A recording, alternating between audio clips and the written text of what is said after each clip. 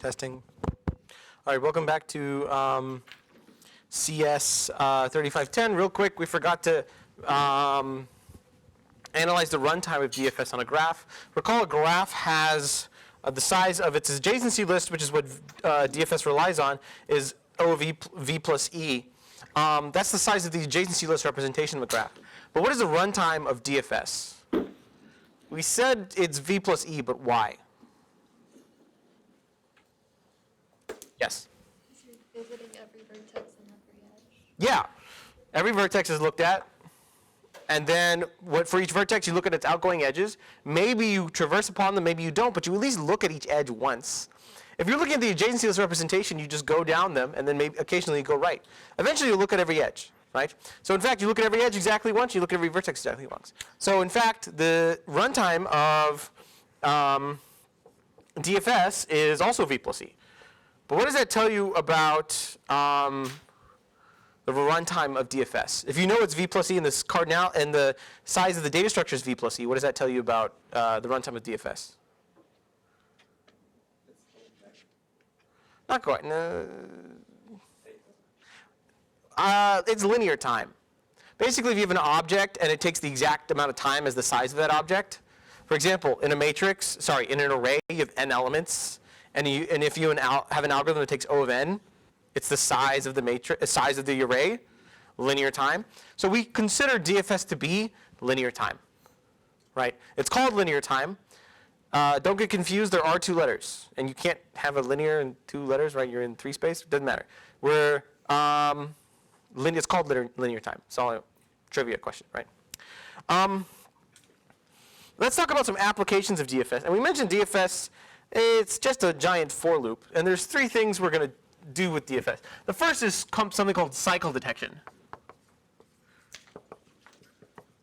So if we're working in a directed acyclic graph, and in a directed acyclic graph, have we defined this? It's directed, it's acyclic, and it's a graph. So by directed, we mean that the edges go U to V, right? And it's not necessarily true that they go backwards. They're not unidirectional. By acyclic, we mean for all U comma V, there is not both an edge from U to V and V to U, right? There is no cycle, in a sense. Now, that doesn't mean that they're not quote unquote connected, because you can have a directed acyclic graph look like this. Right? Now that looks like a cycle, but there is no path following directed edges from any pair of vertices back. You can go here to here, but you can't go here to here. You can go here to here, but you can't go here to here, and so on, right? So you can always kind of go forward but backward. It's like a generalization of a tree in some sense. We've seen DAGs in some contexts. Maybe? Yes? Okay. G, it's a graph. So we want to be able to determine if such a graph has a cycle. Given a directed graph, is it a DAG? Does it contain a cycle or not? We want to be able to detect this. And basically the way we do this is with DFS. So the marking allows us to determine which vertices are marked.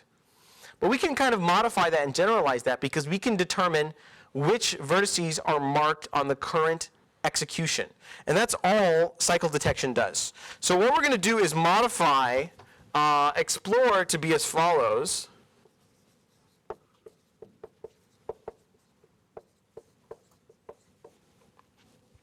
We're going to say marked V is equal to true again. Then we have something called temporary marked. V is also going to be true. We repeat DFS as, explore as normal for V comma U and edge and E. If T marked, we'll do something. If not marked, I'll say what we'll do in a second. If not marked of U, we're going to explore G comma U. And then when we return from the execution, normally we always leave it as marked, but here we're going to actually unmark it, and that's the important difference. So during these recursive calls, the algorithm is going to see, it's going to mark it, and if it ever sees a temporarily marked things, it knows that's above it in the recursion. But it's also going to unmark it when it returns. So as a quick example,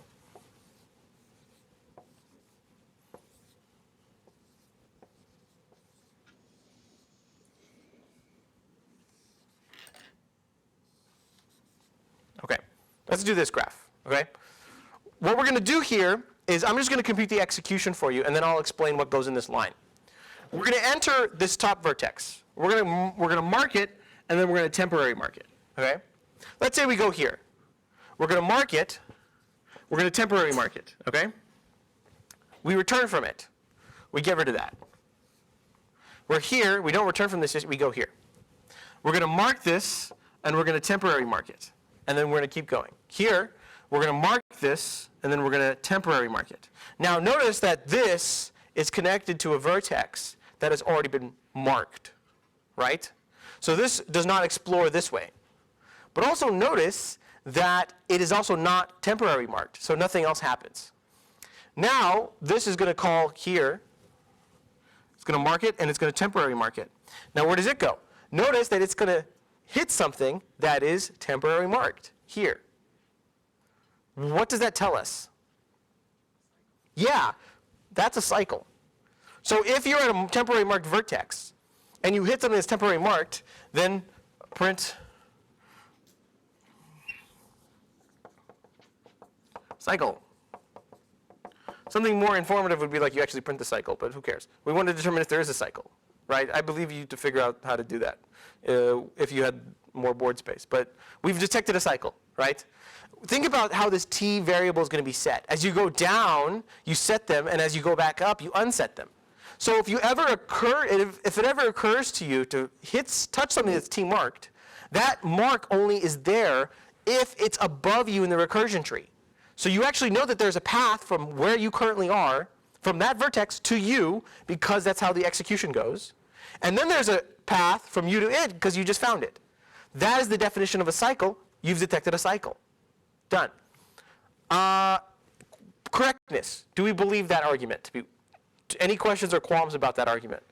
The t-marked trick here. Yes? If you have a, yeah, never mind. Okay. A 2 cycle counts, but that seems like lame. Like this. Yeah. That would work. Mark t, mark t. Oh, I found it. Cycle detected. It would work.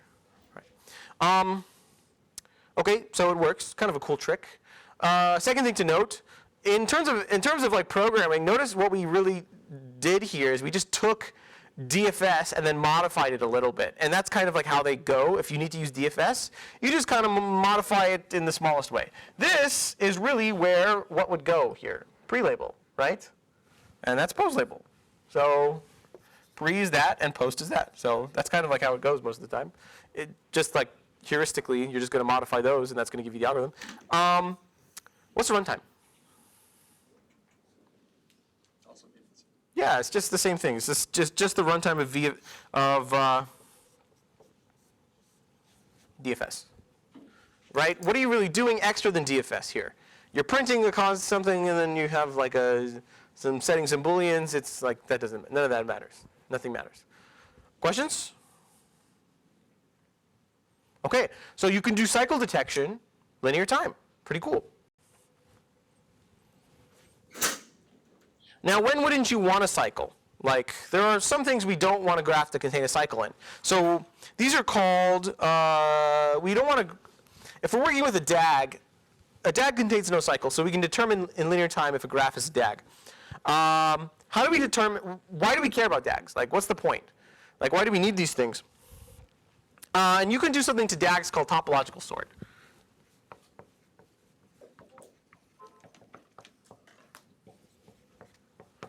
So topological sort is in some sense a linear ordering of a not really a linear object. So a topological sort is a way to organize something in a fashion that is that's a line, right? So for example, Let's say you have a directed acyclic graph that looks like this, right? A topological sorting of the graph is, it's also sometimes called a linearization, but nobody calls it that. But that's something you may see, especially in the DPV book, is a way to order the vertices in such a way such that it is still the same graph, but then every vertex is going, every edge is going that way only. Nothing is going that way. You can think of a topological sorting of a graph as a way to draw it, such that everything goes that way and nothing goes that way. Now, why is it the case you can only do that if it's a DAG? A cycle has to go the other way. Yeah, let's say a cycle, again, looks like this. Okay? You say you put something there, something has to go back, right? You can't topologically sort a graph with a cycle. So you can only topologically sort a DAG. Now, why do you want to care about topologically sorting a DAG? Well, it's a very natural thing to have something that's DAG-like, and then you need to know what order things can be done in. Classic example is scheduling. You have you know how there's prereqs? Like a course has prereqs, and then that course is a prereq for other courses. So suppose every class was a vertex, and you put an edge if one class is a prereq of the other. Notice that such a graph must be a DAG. Why? You can't have a prereq be the prereq of those prereqs. I agree, but why not? Yeah, you can't. You never graduate, right? If the graph of prereqs contained a cycle, then you would need one before another in some way. Maybe not an immediate prereq, but like a prereq of a prereq that's a prereq of that thing. Something like this, right? You would never graduate. No one would ever graduate. So certainly we can just automatically say that it is like this. Now you take the CS course curriculum, you put it into a directed acyclic graph. That tells you what order you could take the courses. It doesn't tell you how to organize them into semesters or anything, fine. But it tells you what order you need to take the courses in, right? That's one way to think about why we care about top sort of DAGs is it's scheduling. Another thing is shoes and socks, right? So you put your sock on first, and then you have to put your shoe on. And then you have to put your socks on before you put your shoes on, right? And you put your pants on after you do both, or before, I don't know. So, but you cannot put the sock on after you put the shoe on, right? But then it doesn't matter what order you put the sock on or the shoe on. So let's suppose this is the beginning, and let's say you do sock, shoe, sock, shoe, right? And let's say this is the beginning. This is just the start, the birth. There's many ways to topologically sort this. So unlike if you sort an array of numbers and you assume element distinctness, that there's one way to sort it, a topological sort may not necessarily be unique. And in fact, the number of topological sorts can tell you about the number of ways to do something, right? So let's say there's one guy, he does sock, shoe, sock, shoe.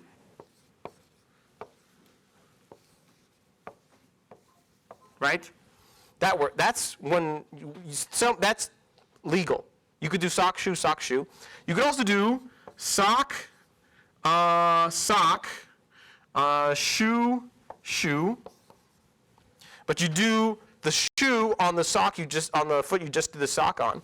You could also do sock, shoe, but in a different way.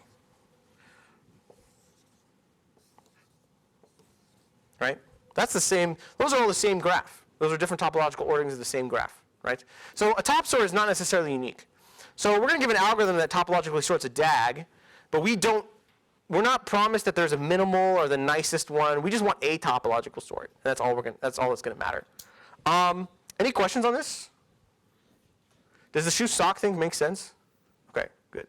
So how are we going to do this? It's basically just DFS. And the answer is like, if you have such a DAG and you call DFS on it, you are informed about the pre and post labels will inform you about something, right? So let's suppose we'll do maybe another example. Let's suppose we have this specific DAG, okay? And we call DFS on it.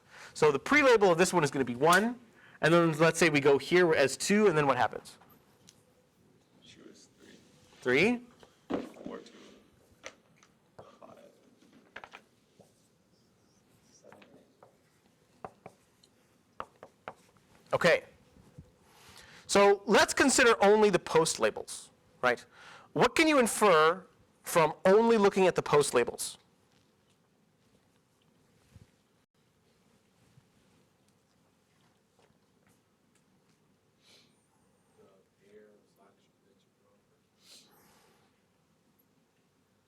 Yeah, I suppose. But in terms of the top sort, some parts of these graphs, these are three top sorts of the same graph. Some parts are different, some parts are the same. What part is always the same?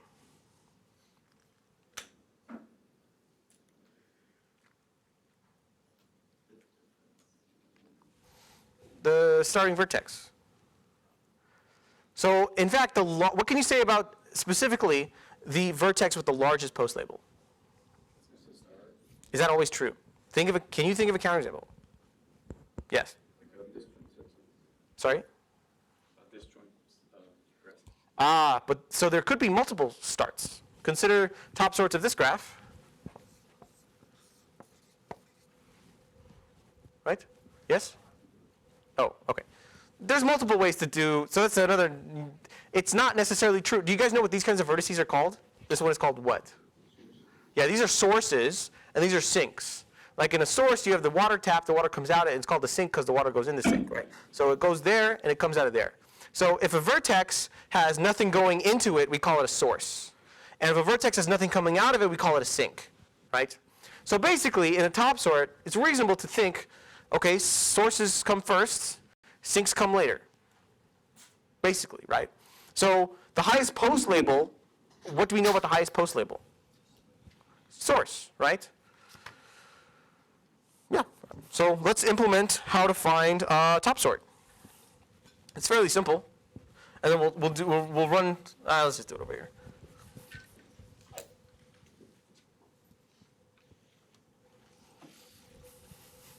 Now we want the max value. So here's a bad idea. Compute DFS, take the post labels, and then sort them. That's going to take us the time it takes to sort. So what we're going to do is kind of like keep track of this in the intermediary as we compute DFS for us, so we don't have to sort at the end, right?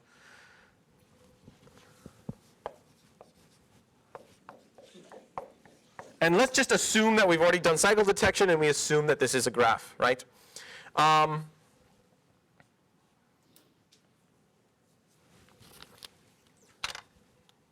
it on some vertex V. We'll mark it for each of its outgoing edges.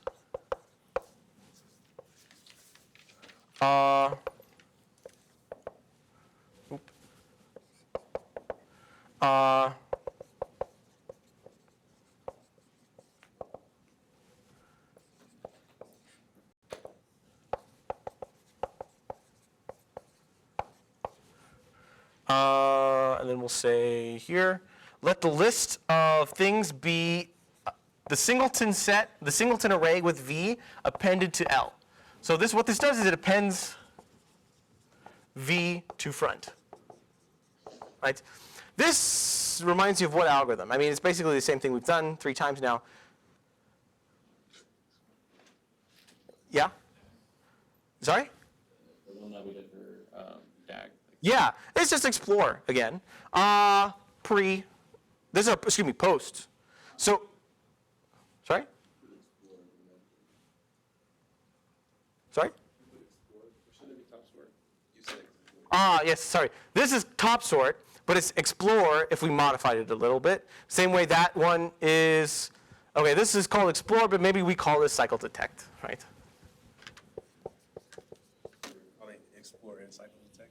Kind of. So like explore, so explore is like a for loop, right? And then when you modify it, we can call it something else. But you start with just explore, and then you change it up a little bit to get the different algorithms. And so we'll call them different things just for communication, although it's not particularly important. This one we'll call cycle detect, but it literally just looks like explore with a different pre and post. This one is top sort. It is also just code, same thing. It's just explore with a different pre and post, right?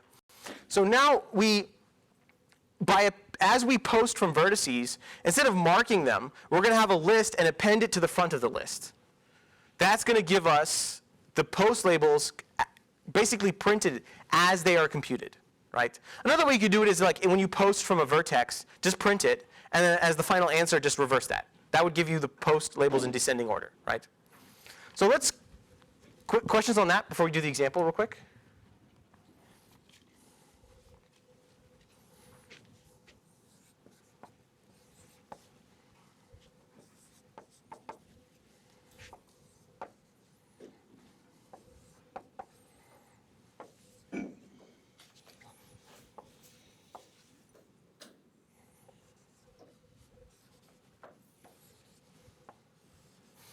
So now this top sort technically takes on a value g and v, but we only really care about the value v. Excuse me, we don't really care about a specific v in the parameters. So what we do is the same thing we do with DFS, where we just call it over the whole graph, right? So let's suppose we top sort on this this specific DAG. First off, is it a DAG?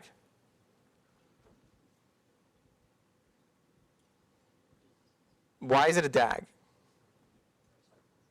Yeah, I mean, like, so mentally you kind of actually did cycle detect without maybe realizing it, but you did do determining did it touch something I already saw on that path. I don't see a cycle, so no.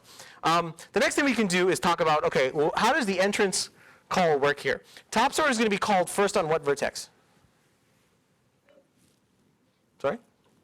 A. Yes. So it's going to first be called on A, okay? A is going to then recursively call on C, which is going to recursively call on what? E, right? And then E is going to do what? Yeah, it's going to post from E. So we're going to say the first one is going to be E, aka the last one. Then we're back at C. Then what does C do? Goes to F, and then what happens to F? Then we're at C. What do we do? Yes. And then we're at A. What do we do? And then what do we do? Do we go to D? It's going to be B. The for loop is going to start from A. A is going to find this whole thing here, right? So just to be sure, this is going to be just in order visited. It's going to be 1. I'll do that in a second.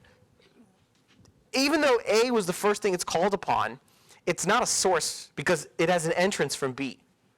So what we're going to do is like this, from everything, from A, you can reach all of this. So what we really can think about this as is that A has to come before C, E, and F. But we don't know what order C, E, and F come before necessarily. We just know that A comes before those 3. Now, what order those come before is dependent upon more local things. We know C must come before E and F. Now, what order does it matter E and F come before? It doesn't really, right? But notice that A, just by this DFS property, comes before those 3 things, right? How those come before recursively is also decided. Then we enter on B. B goes to A, but A is marked. Skip it. B goes to D. D goes to nothing. C is already marked, so we post from D. D is posted from. B, nothing left. We post from B. Is that correct? Yeah, that looks right. Okay. Now let's just draw the picture so we know, we ensure that everything's all good. B, D, A, C, F, E. And let's redraw all the edges. There's no edge from F to E. Let's see. A goes to C. B goes to D and A. C goes to E and F. D goes to C. E goes to nothing, F goes to nothing. Okay, notice that every edge is going right. None of the edges are going left. So therefore, that is a topological sort of this graph. Questions on top sort? Why we need top sort? Does this graph work correctly? Is the execution fine? Questions like this?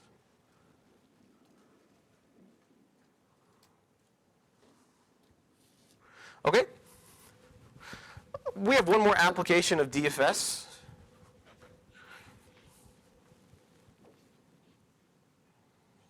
Actually, I'll leave the implementation of DFS up there so we can look at it. Does anyone know the important application of DFS? Yeah. Extra, use it for like shortest path. No. So in fact, you can determine shortest paths in a DAG by basically top sorting it, but not every graph will have be a DAG. I guess the answer I'm looking for is, I don't know if we've seen this before, which is why I have to ask. Strongly connected components? Ring a bell? No? Okay.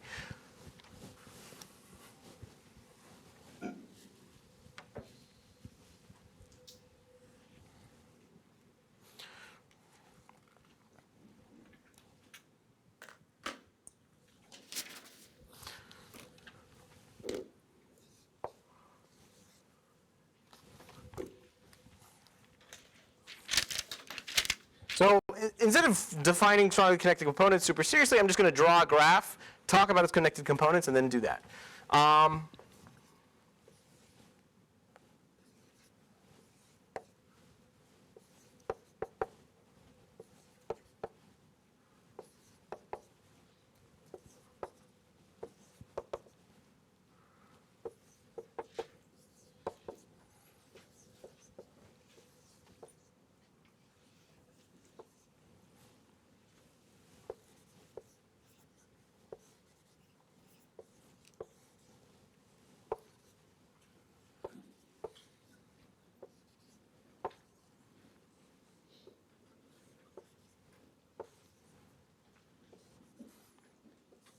Okay, consider this following graph.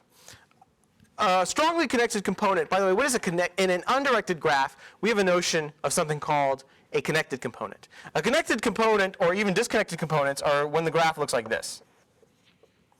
If you were to put them in soap or whatever, they float away from each other, right? This is totally separate than this one. There's a way to draw the graph so that you could like cut it and not cross an edge. We would call those disconnected components. But in a directed graph, we have a slightly different problem because there could be an edge between two vertices, but not necessarily a path between the two, because the edge only goes forward, right?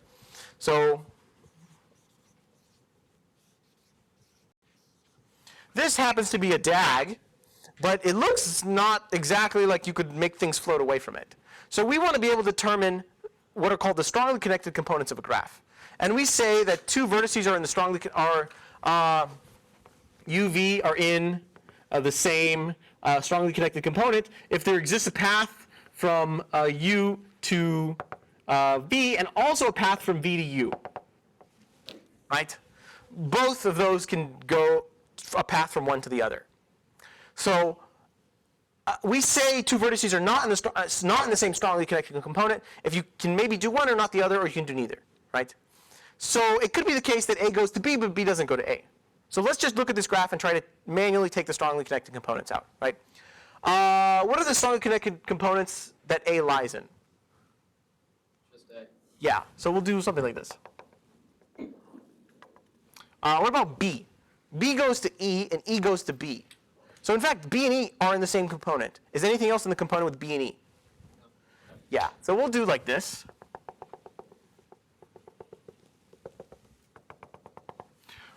Is D in any strongly connected component with anything else? So. Okay, what about C? C goes to F, F goes to C, so those are the same. Does any other vertex reach F? Anyone? What? Okay, E goes to F, but then F doesn't go back to E, so those are going to be different, right?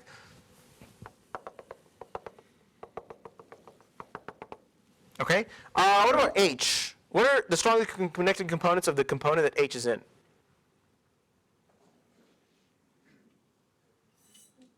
All of the rest. Yeah. Yes. It sounded too good to be true. Okay, Y, H goes to K, to L, to J, to I, to G, to H. What is the smallest connected component, in some sense? Sorry, someone said it. Not in this graph, but in general, in any graph. Itself. That's not the answer I want. Source. Sorry? Source. That is also true. Sorry. In terms of the number of edges. Suppose your component has n vertices. What are the fewest edges it could have? Sorry, what? N minus 1. Why? Because if it had n minus 2, one of the vertices would be 1. Okay, but n minus 2, n minus 1 I don't think is sufficient.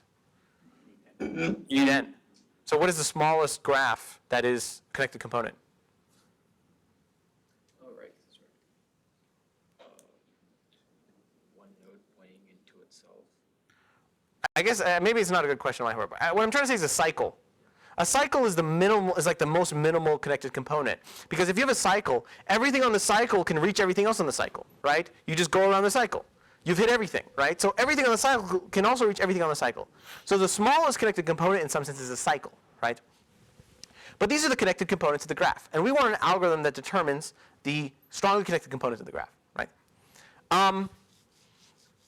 We need two properties in order to solve this problem. And it's not as easy as it sounds. In an undirected scenario, it's pretty simple. You run DFS and you count the number of top-level recursions. That'll give you exactly the number of directed acyclic, of connected components in the undirected sense, right? But in a directed graph, it's a little more difficult. So first thing to notice is like this graph is a graph of nodes. And each component is kind of like a different kind of node. So what we can do is create something called a metagraph. And the metagraph for this specific graph may look like this. Maybe I put it here.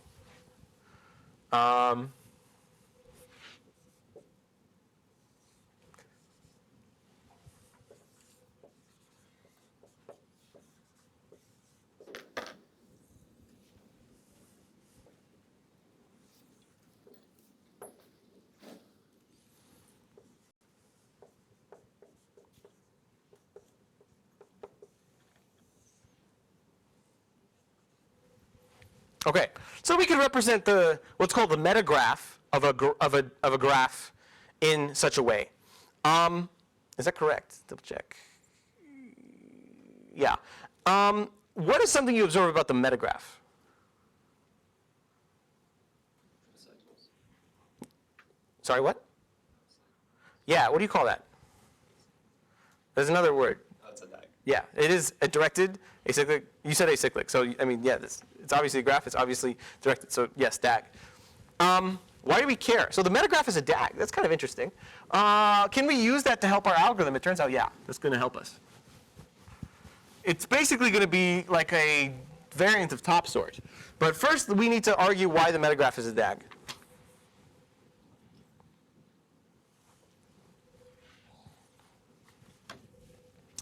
Metagraph is DAG. Proof. If I were to ask you to prove it, how would you prove to me the metagraph is a DAG? Making it into metagraph gets rid of, abstracts away all the cycles. There's an easier way. That probably works. Yes? The metagraph has a cycle that you can combine all the stuff in the cycle. Assume to the contrary. The metagraph has a cycle. Then there is a path between every pair of vertices of the components on that cycle, making those one big component.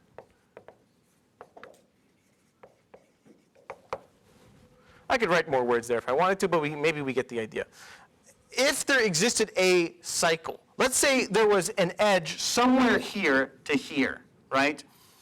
Then because these are in what's called a connected component, any of these can visit each other. They can go back and forth as many times as they want. But let's say we add a single edge, let's say here. Okay? From specifically, let's say G, for no real reason, to, let's say, E. Then what happens is, this is the cycle of the metagraph components, quote unquote, but now there's a path from G to B, right? Why? G goes to B, goes to E, goes to B. But then there's a path from B to G. Why? G goes to E, goes to B, goes to E, goes to F, goes to H, goes to K, L, J, I, G. So although you can go from G to B, you can also, by the fact that you can go between anything in the component, and you can go between the components, this is just one big component now. So the components, making the components would have been wrong. This is one large component. Contradiction, right? So when you collapse it back down, you're now down to a different metagraph that doesn't contain a cycle. So if the metagraph ever contained a cycle, it's wrong. It's not the real metagraph. Done. Questions on that argument? We'll chain together some pieces like this. That's the first thing we need. Any questions on that? The second part, if component C has an edge to a component C prime in the metagraph, what can we say about the post labels if we were to execute DFS between C and C prime? C is a higher post label. Yes. C, the highest, I can't spell, post label of C is greater than the highest post label of C prime.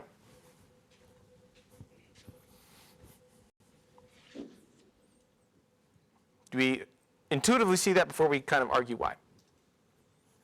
Okay. Proof. Call DFS. Case 1, we hit C before C prime.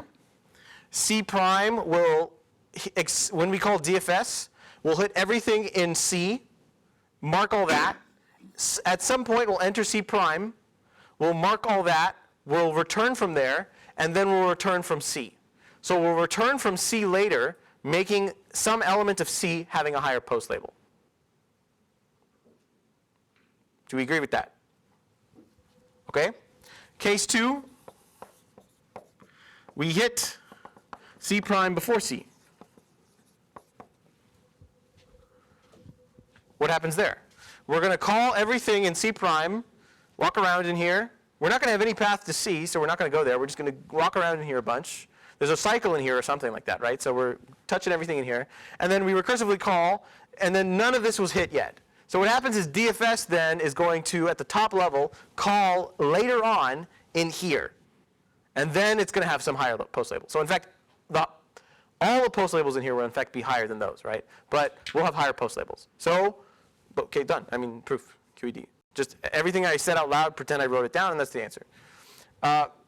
Cool. We have the fact that the post label tells us something about a dependency, right? So if we have any graph that's not, we talked about topological sorting and using the post labels to quote unquote topologically sort a DAG. What if we tried to quote unquote topologically sort something that wasn't directed? So like we could topologically sort the metagraph somehow, and that would maybe help us find what the components are. And that's kind of the answer. So let's say you have a graph and you find an element of the source. If you call explore from an element on the source, what do you know?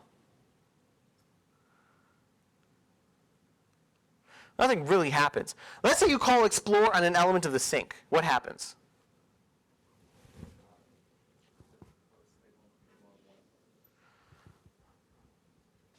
That is true, but something else. We don't really know what the components are. Pretend I didn't draw the dotted lines, and we're trying to figure out what those components are. If I call explore on an element I am guaranteed to know is in the sink, what do I know? You end up at a source. Not necessarily true. You could never get to a source from a sink. All the vertices you find will be in the same component. Yes. So this is the first fact we need, the second fact we need. The third fact, exploring in a sink component, like a sink of the metagraph, touches only that component. Okay, so here's an example of how this can help us. Repeatedly find an element in the sink, call explore. So if we call, let's say, J, we're going to find all these elements, fine, mark them, and then delete them. And then find the new sink, which is going to be that guy. Find those two elements, mark them, delete them. Find those two elements, mark them, delete them. Find that element, mark it, delete it. Find that element, mark it, delete it. So if we can repeatedly find an element in the sink, call explore, mark and delete, that'll enumerate the components for us, starting with the sink and ending at the source. Problem. How do we find an element in the sink? Just pick any vertex and then go. Not quite. Suppose I started at F. At F? Yeah. I mean, like DFS, just try to get as high depth as you can until you get like a vertex that is a sink. How do you know? It may not be promised that your graph is a DAG, so it may not have a sink, but it may just be, for example, a simple cycle. So how do you determine that a vertex is in the sink component? There's a brute forcey way to kind of do it. Like try from a vertex, see if you can ever find yourself. That doesn't really, actually that doesn't even tell you if you're in a sink. That just tells you that all the things you explored are in the same component. Recall top sort, right? Why did top sort work? Sources are first. Yeah, the highest post label of top sort is the source, right? So how does that help you find the sink? There's a conjecture I want someone to make. If the highest post label is the source, The lowest. that's what you would think, but that's wrong. The lowest post label is actually not the sink. Okay, so but the highest post label is the source. So what we do, we can find the source really easy, but that doesn't help us. If we found the source here was A, calling explore from that just finds the whole graph. Is the highest pre-labeled a sink? No, turns out for complicated reasons that's not it. So here's basically the core of the algorithm. You need to find the sink. So what you do is, but you only know how to find the source. So what you do is you find the source of a different graph, and then that's your sink. So what we do is compute something called the graph reversal. And give me a second, it's going to take me 5 minutes to write this down.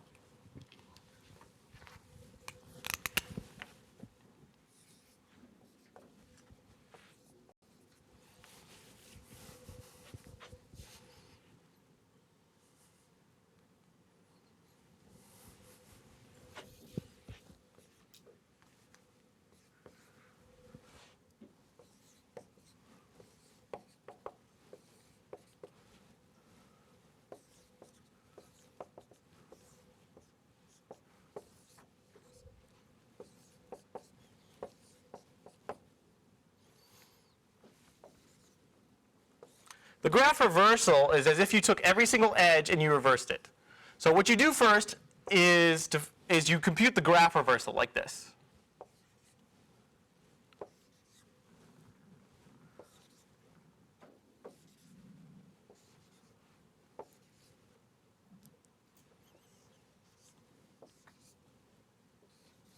Okay. Now, notice that we have an easy time finding. What do you know about the source of the reversal? Yeah. The source of the reversal, which is going to be there or there, are going to be sink components of these. Now, it's not the sink, but it's an element of the sink component. As you call DFS on this, and let's suppose you get your pre and post labels, you are promised that the element with the highest post label, by this property we just proved, is going to be in the source component. So it's not necessarily the source, but it's the source component of the reversal. But you know that if it's in the source component of the reversal, it's in the sink component of the original. That's basically all the algorithm does. So here, for example, you would compute your two sources to be D and let's say, I don't know, L, for example. You would then get D is here, and you would get the highest post label in here, right? So what you do is you compute DFS on the graph reversal, use those labels to compute the components of the original graph. That's all this is. So let me give you the quote-unquote code.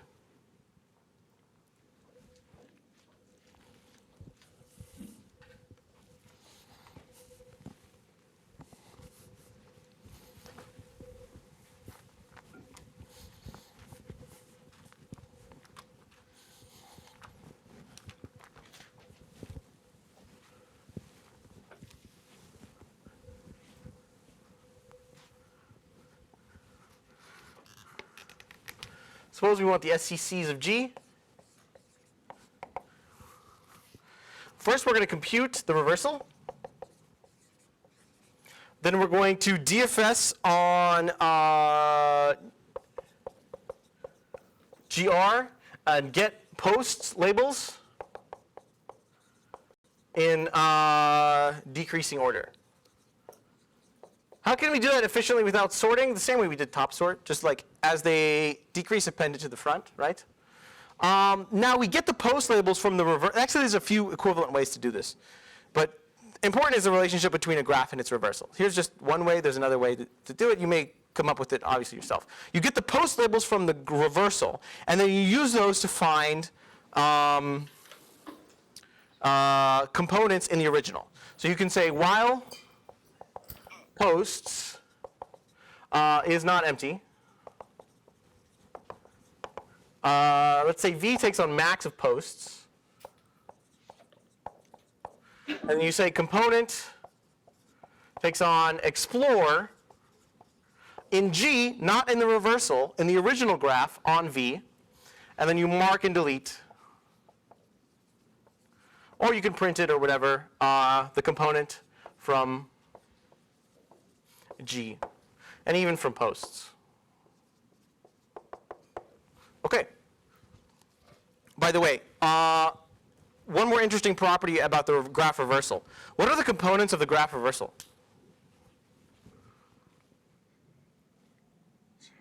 The same. Yeah. Why? Just change the direction of the arrows.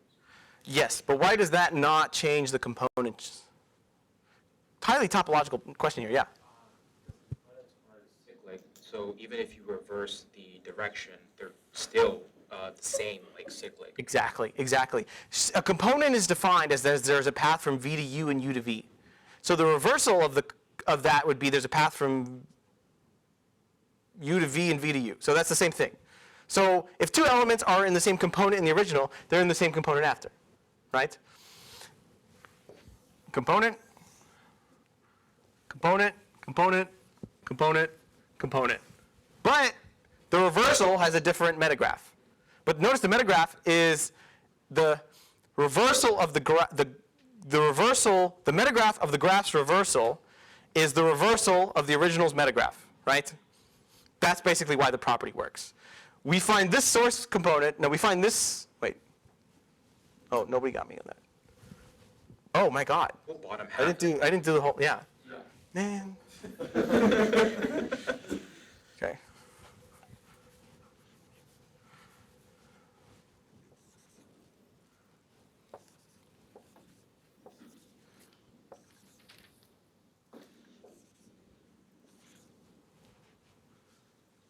Okay, yeah.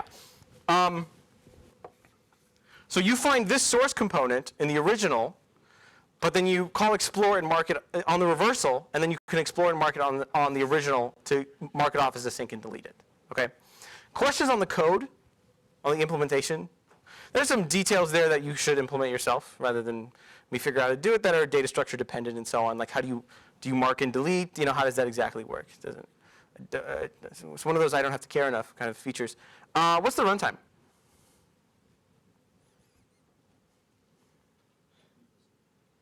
V plus E, why? Yeah.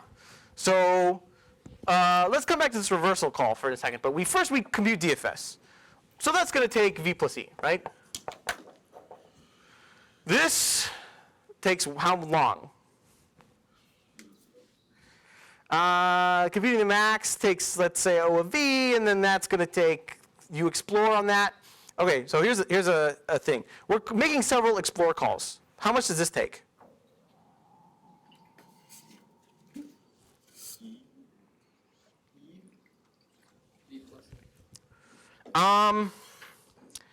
But isn't so in a worst case analysis, this explore call would repeatedly search the whole graph every time. So it'd be the number of explore calls times the max size here. So a bad analysis would say this is v squared. Do you agree with that? A bad analysis. Okay. Because you just take a for loop of size v and then you explore it v times. But here's the thing. When you call explore and you're marking and deleting, each verse is still visited most once. So even what happens is, although the explorers will have different sizes, the sum of all of those will just be the number of vertices still. So it's just visiting the things in a different order, but this whole thing is still going to take v plus e. Do we agree with that? Right? Let's say you have 8 things, and you did it as 5 plus 2 plus 1, right? The sum of those is still 8. So just think of it that way. Do we agree with that? Explore is called on the whole graph eventually, just in a different way, component by component, right? And what's the time of this reversal? E. Yeah, I think it's v plus e. Can you do it? So, and this is another limitation of the adjacency list. So you get some speedups with the adjacency list, but then here's one of those downsides. That ends up not mattering too much. You have a bunch of lists. How do you convert the reversal, especially in a directed sense? You cannot reverse the edges by reversing the lists. That would tell you, for example, the list tells you this. But in the reversal, you would get this, which does not get you the reversal of this, because this is supposed to be in a different list, that's supposed to be in a different list, and so on, right? So it's a little more complicated, and let's just call it v plus e. Okay? You just loop over it and redraw the whole graph. Write it down. Okay? How long does this take? V plus E. Yeah. So basically, like 3v plus e, 2v plus e. Yeah. And in fact, you can do this at the same time you do this one, right? So this is still just O of v plus e. Okay. Pretty fast. Pretty fast. Questions on strongly connected components?